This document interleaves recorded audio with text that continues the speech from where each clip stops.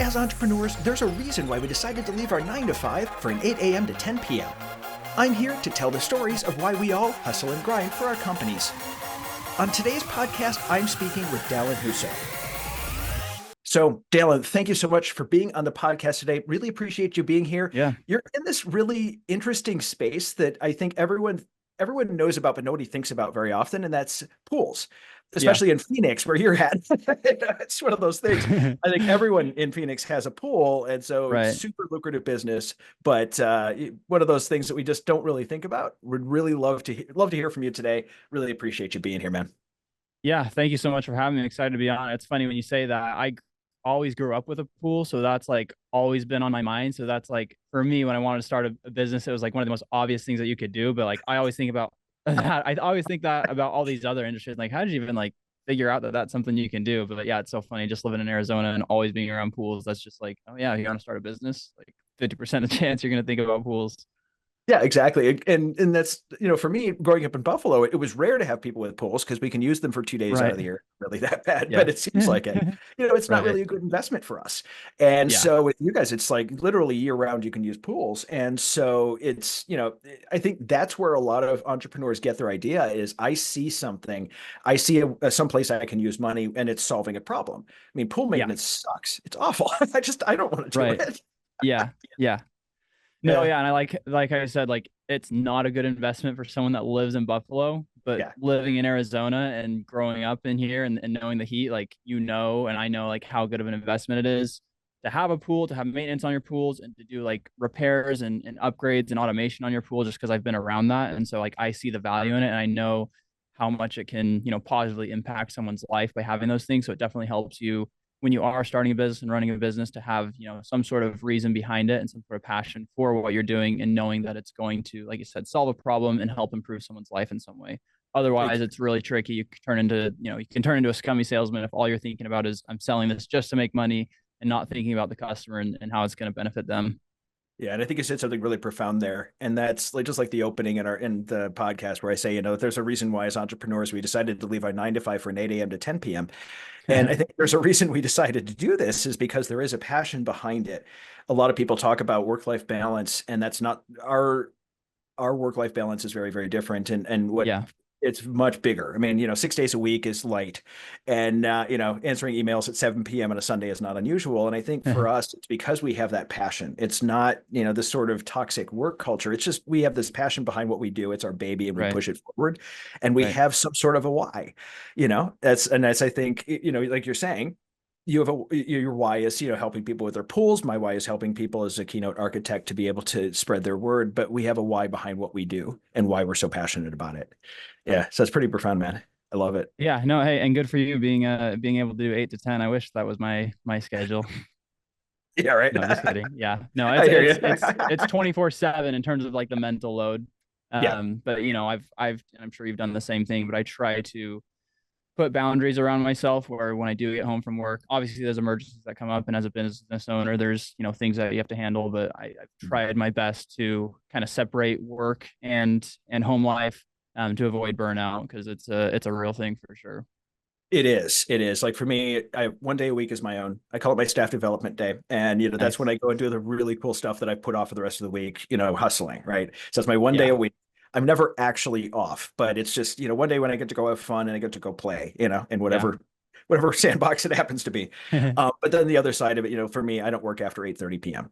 Period. Just Right. doesn't happen. It's just my, Yeah, so having those boundaries is good, but the for sure. boundaries are a little different, you know? Yeah. Exactly. Yeah. Exactly. So you said, have you always been entrepreneurial? Has this always been Um, something that you've thought in the back of your head, or is it just one day you decided I'm going to go do this? yeah, so I mean, growing up, no, I had no plans of starting a business. I just kind of went to school and planned on going to college and getting a degree in something. I grew up Mhm. a big sports fan, so I was always kind of thinking about doing something like within sports broadcasting. Okay. So that was kind of my plan growing up. And just I never well, I loved going to school. I never enjoyed like the learning part or the math and all that aspect of school. So yeah, when I got to college, that's kind of all it was. Going to a community college, there wasn't like a college life there. So I just did not, it was not for me. I think I failed most of my classes. And yeah, I just realized that I needed to take a different different route in life. And someone recommended that I read the book Rich Dad Poor Dad. I'm Hmm. not sure if you're familiar with that, but yeah, it Oh just yeah. kind of changed my whole perspective on what I could do with my life. It's like, oh yeah, I don't have to just like follow this one path of going to college, getting a debt, getting a degree, getting a job, and working for the rest of my life. So yeah, that just kind of changed my whole perspective, and that's when I knew that I wanted to start my own business. Hmm. And Rich Dad Poor Dad was the one book that kind of changed my world as far as thinking about it, going, you got this entrepreneur thing going on. Right, So right, you just think different. You're wired different, and it sounds like it had the same thing for you, where it's like yeah, it shows you that we're just wired differently. That there's another right, path. Were yeah. your parents pretty supportive of that, or are they kind of like still in the old, I'm going to go, go back to college. It's a good idea thing, or were they pretty supportive of you going out and They doing your they to were some pretty extent? right. Yeah, no, they were really supportive. My dad's actually the one that recommended the book to me. They both did go Oh, to nice. college, and growing up, they were very pro college. But I think luckily, like towards the end of while I was in high school, that's when they kind of started, I think, just being around other people who had taken different routes in life and seen the success in that. So they were really big on promoting that. And I was the oldest, so I didn't have any like siblings to like look up to and see what they were doing as well. But yeah, it's kind of funny. Most of my siblings now haven't really done college, so we're all kind of we all kind of do have that entrepreneurial spirit, buried deep inside of us. And Rich Dad Poor Dad's kind of what brought it out. Nice. So, and I think it's one of those, my concept of college, because I grew up in the world where you went to college, you got it was just starting to change, but it still was that, you went to Yeah. college, you got your degree, you had your job, you might have changed jobs a few times, but you stuck in your career and you did your Right. thing. Maybe a Yeah. little different than it was in the 60s, but still similar. And so Yeah. now I think the consensus and what I've heard other people say, and I really agree with this, is college is a great idea if it is in your plans. For So sure. if you have a plan for it, that's great. If you're just going to college to go to college, don't bother. Don't put yourself Right. into that much debt. Like you said, huge amounts of debt that aren't going to pay off. Make sure that there's a way to monetize that debt Yeah. to make the money back again to be able to do it. And I think especially now. I mean, college was when I was going, it was not as expensive as it is now. So it's a different world. you know? Right. And yeah, like you said, like it is important if you want to be a doctor, like you have no choice Yeah. but to go to college. So you can't just completely say no college, but make sure that you have a reason for going and that it's, part of your career path if you're going to do it and get into all that debt. Yes, exactly. Exactly. So you tell me a little bit, how long you've been in business for what, 5, 6 years now? Yeah, almost 6 years. Awesome. So, what was that start like for you? Like, what were those initial days like? Some of the struggles you went through? Walk me through that if you would. Yeah, so I mean, it still is a roller coaster, but it's just all I can think of is like ups and downs. Like I was so excited to get started. I remember writing up an email to like pretty much everyone that I knew at the pool, a lot of my dad's contacts, and just letting them know that I was starting this business. I was doing like a month of free service for everyone. And in my head, I thought I was going to get like 100 people signing up. And I was like prepping for that, prepping to like make my first hire because I couldn't do all that myself. And I remember getting 3 responses to that. And so like that's that initial high to the low. So it was like my dad, my in-laws, and then my grandma. So those are the 3 pools that I started off cleaning. Love Um, it. yeah, yeah. And so at the time I had just gotten married as well, which sounds crazy looking back on it. Like I quit a job and started this business. My wife was working too, and so she was kind of able to, help out and provide while I was able to focus on, investing everything back into the business. And so yeah, I had that initial down from, not getting those clients. But then I was able to really like have a long-term vision. And I think for, a year or two, I was really just kind of focused on just hustling as much as I could, and just growing the business as much as possible. So yeah, even though I had a couple of bumps along the way, like for the first, I think 2 years, it was just like this uphill climb of just feeling really good about, where we were going. So that was a fun time, I would say, for the most part. Yeah, but it's that constant, I'm sort of laughing at you while you were going through this thing, not laughing at you, but laughing with you during this, thing where you're like, hey, I'm going to send out 1,000 different things and like two come back. Yeah. The first TED talk I ever wrote was for my mom. So, yep, I think that's how it starts. Yeah, yeah, yeah, exactly. Yeah, I think that's one of the biggest challenges I see most new entrepreneurs have is that marketing end of things and that getting consistent deal flow. And I think that's probably, from what I've seen, the hardest thing in business. I mean, because we're good at what we do, we will hustle if you put us in a direction. We're really good at that part. But I think it's that we all go through that initial like learning phase of, oh, well, that didn't work. I had a couple of trips to Salt Lake City and didn't pay. I did not make any money on them. Were 100% Uh-huh. lost. I'm like, God, Yeah. crap, that sucked. Okay, let's Right. try something else. Exactly. Yeah, I mean, like anyone can start a business and like know their industry and know how to work hard. Like, I'm not doubting anyone's ability to do that, but there's so much of a learning curve when it comes to marketing, when it comes to sales, when it comes to, being a leader, being a manager over people. And it's like the only way that you can learn that is just by going through it and figuring it out. So yeah, it Yeah. definitely took a couple of years to kind of figure out how to do all those things, because hustling can get you to a certain point in business. I really believe that. But if you really want to like scale and take it to that next level, there are so many things that you have to learn in order to grow a successful business. Yeah, especially when you're first starting off and you're chief everything officer, and that's the only thing you Right. have. You know, Yeah. you're just doing everything. Your job title is yes, all the things. Exactly. It's a little bit hard there's such a learning curve. So not only are we good at what we do, and we're refining our specific things, like you're probably, refining different chemicals to use in different ways to deal with things, and the Yeah. difference between saltwater and chlorine pools and stuff like that. Right. But, there's also a whole nother end. How did you navigate through that? Just out of curiosity. Because that is such a Um, huge thing. Is it just more a trial and error? And what sort of things did you try and what worked and what didn't? And I'm kind of curious. Yeah, so I think networking was a big thing for me, and just Got trying to connect with other people, um, both in my industry but also outside of my industry. One thing I love about just like small business is that we can be in completely separate industries, it. but a lot of the tactics are similar when it comes to marketing, when it comes to sales skills. And so Mhm. yeah, I just did as much as I could to try to learn from other people, and learn from their mistakes rather than make them myself. And so I think that was a huge help for me. And then just yeah, reading. Or I don't actually read, but listening to audiobooks and podcasts. While I was out in the field, and just I that first year or two, I just soaked up so much information.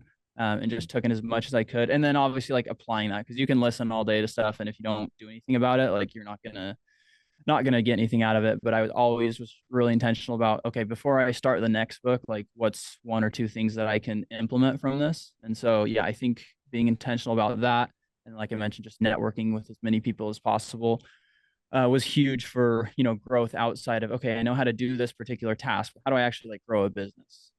Mhm. Cool. And what books were helping you? I think we all start off with usually Russell Brunson, but I figured, what did you guys, what helped with you? Yeah, so many. Okay, so like I mentioned, Rich Dad Poor Dad's the one that made me decide to get into business and start a business. Secrets of the Millionaire Mind was a big one for me. Um, the E Myth Simplified. I'm not sure if you've heard of that before, but yeah, it's all Yep, yep. about, okay, going from the technician to actually growing a business. Mhm. On the finance side, Profit First is a really good one. Kind Mhm. of changed my perspective on how I can make money as a business owner and how a business can actually make profit. Um, and then EOS. I can't remember if that's the name of the book or not, No, it's but yeah, EOS is what it is. yeah, Entrepreneur EOS. Operating System. Yeah, so that's not the name of the book, but Traction. Traction. That's it. Yeah, No, it yeah. started with So a that T. yeah, that was a big one for me too, just Yeah. in terms of like, okay, like here's how I can actually build an organization. Um, and then Gary V had a really good book about marketing as well that I'm blanking on. Yeah. Um, Jab Jab Right Hook, I think it's called. Yes. Yeah. Because Yeah, it's yeah. Yeah. yeah, yeah. So Yeah. yeah, I mean, I could go on all day long about Yeah. books I read in the beginning, but yeah, those are a couple that I read, starting off, that really kind of laid some groundwork and some foundation for me to get going on. Yeah, because and the reason I wanted to ask that is there's so many books out there. For me, it was the Russell Brunson books. When I first learned about ClickFunnels and how that works, and he breaks it Yeah. down and it's all there, and just it made so much sense. Hmm. And I watched a friend of mine build two businesses off of that and how it works. Nice. And just totally, there's so much good information out there already, that oftentimes, even if we're DIYing it, paid 15, $20 for a book, and you now can figure out, get into somebody else's brain. And so I think it's a good way to start off. So figured I'd ask about it. Everyone's got their different list, but it's always a good thing to hear. But yeah, um, so how is it, what are the major transitions you've been through in your business? So I figure after about 6 years of business, you're not where you were when you began. Have you hired Yeah. employees yet? Have you brought on business partners? Have you taken on investors? How has that gone for you? And what's that look like? Yeah, so no business partners or investors. Definitely, considered that, but where we're at, I'm glad that I chose not to do that.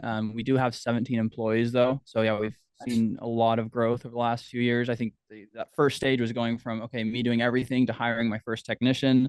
Mhm. I did that pretty early on. A lot of people wait until they're like so busy till they Mhm. bring someone on, but after starting to read some of those books, I knew how important it was for me to work, on the business rather than in it. So I knew that even if I can just hire someone part-time to take like half of these pools from me, and then I can spend that time, working on learning more about marketing, growing the business, the more success I can see. So I did that pretty early on, probably I want to say 6 months into starting the business, having someone come in part time. And so as soon as I could financially, I got, technicians cleaning all the pools for me. I think the next big stage for me was bringing on a manager. So I went from, being directly in charge of everyone to kind of having someone in between me and the technicians. And that was huge as well for growth. Just you don't realize how much time you spend just like on the phone answering questions from technicians and stuff until you're not doing it.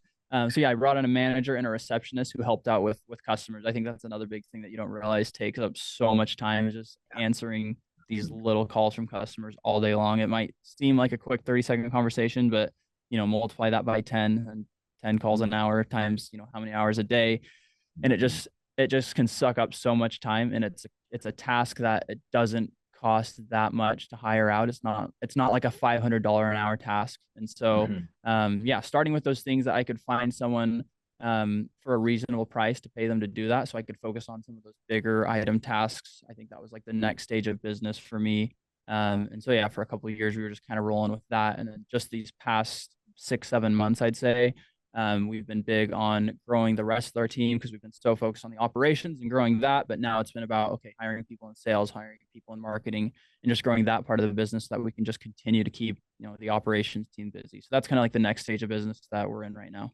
Okay. Just keep building on from there and going and Yeah. Exactly. So Yep. there's certain phases. Like I've got a friend of mine who's really, really good at getting a business to 15 million or 75 employees. And so there's different phases that everyone goes through in business. So I figured kind of check in with, see how you're doing right now with that. And Right. yeah. Yeah. Are you looking at maybe at some point exiting and then getting into something else? Or is this kind of what you're going to stick with and then retire here? Or I'm just kind of curious what it is right now, I Yeah. should say. It may change in the Right. future. Yeah, right. It changes every day for me. I just start the day ready to go, and then the end of the day I'm ready to sell it. Right. No. Yeah, Um, we all have those I, rage quit days. I mean, it happens. yeah. Yeah, no, I never say never. Right now, I'm just focused on growing. And if an opportunity comes up to exit and enter something else, I would definitely be open to that. But it's not like, my number one goal is just to grow to sell it. I'm just trying to grow the business as much as I can. I had an opportunity to sell actually a couple of years ago, but I didn't have in mind like what I was going to do next. I didn't want to just, sit on that money and sit around and not know what to do. So yeah, if I were to sell, it wouldn't be until I had like a clear direction and something else that I was ready to get going on to that I felt passionate about. So yeah, right now the goal is just to keep growing. Totally makes sense. And everyone kind of has this different way of doing things where some are like, I'm going to start these 3 businesses and sell them all in 5 years. And other people are like, look, I'm going to retire in this one and just make my money and go from there. Everyone kind of has that different world. So I Right. figured, hey, we'll check on it, see, Yeah. see where yours is. Cause I like to hear that difference. That's part of what the podcast is about, is hearing the differences between each person, and that there's not a right way to do it. I had a professor years ago who said you can either go paint a wall this way, you can paint it going this way, or you can paint it in circles, but you're still painting the wall. You're still Yeah. doing the thing. You're still building a business. You're still an entrepreneur. It's just different ways to do it. So it's Yeah. really cool to hear that. Awesome, man. No, and I do love what you said there about there's no like right way to do it. And I think that's true with like every aspect of business. And that's probably one thing that I would say, be careful for when you are listening to books and reading books and listening to podcasts. Like some people that are giving these trainings, like they might have really good advice, but it might not be for your business particularly. Yeah. And so just make sure that I think it's important to kind of listen to a couple different perspectives. And sometimes you just have to try things out and see what works for you or not. But yeah, there's people that like all they want to do is just kind of get out of that technician phase, and they're happy with, with what they're doing. They don't want to take all that risk and keep investing into marketing all this stuff. And, they're able to live a happy life. And there's some people that just want to keep growing and going and just working 24/7 for the rest of their lives. And if that works for them, if that's what makes them happy, right? Like If it good for them. works. But Yeah. yeah. And then there's just like everything in between. So you've just got to find out what works best for you. Cause that is one of the cool things that I realized about business, is like, there's not just one successful way to grow a business. There's so many ways about it. And I think it all comes down to like, okay, what are my personal goals? What are my personal, values and things that I want in life? And how can I create a business that is in line with those? Absolutely. So we're getting towards the end of things, and again, I know we just already shared a bunch of them, but is there one book or podcast that you could share that has had a positive impact on your life that you could share with the audience? Yeah. So trying to think if I should say one of the ones that we talked about, or I just read It's a all good. new book. Yeah, no, I just read another book. It was Uh-huh. called give me 10 seconds. It was Sure called does. actually, give me 30 seconds. I want to get It's all good, man. No worries at all. I know it. I know exactly what that's like. It's come to a point where I've read so many books. They all kind of blur together some days. It just depends on yeah. the day. It was called Day Trading Attention. It was also by Gary Vee. It Okay. came out pretty recently. Yeah, and it's a pretty powerful book. It's all about just obviously like with the world we live in today with technology and how hard it is to capture attention, how you Mhm. can organically get attention from people. And it's free to do. Everyone's got a phone in their pocket that they can use to create organic content. And it's Mhm. something that we've been really focused on. I've networked with a lot of people that have really focused on that concept a lot, and I've seen people make millions of dollars Mhm. with no cost. Yeah, just Hmm. creating organic content. So yeah, that was a book I just read recently. And I feel like it's really good for people starting in business or hesitant to start a business because they feel like they don't have money to invest into Mhm. growth and into marketing. Mhm. But social media is just such a powerful tool, and so being able to use that and leverage that to our advantage can catapult a business to success. So yeah, I definitely recommend for anyone who's just starting out, or even who's been into business for a couple of years, take a look at that book and see how you can apply it to your marketing. Awesome. Well, Dallin, thank you so much for being on the podcast today. I really appreciate it. Thank you so much. Thank you for having me. Anytime, man. We'll see you. Thanks again for joining us on the Hustle and Grind podcast. If you'd like to learn more about Dallin, check out the link in the description.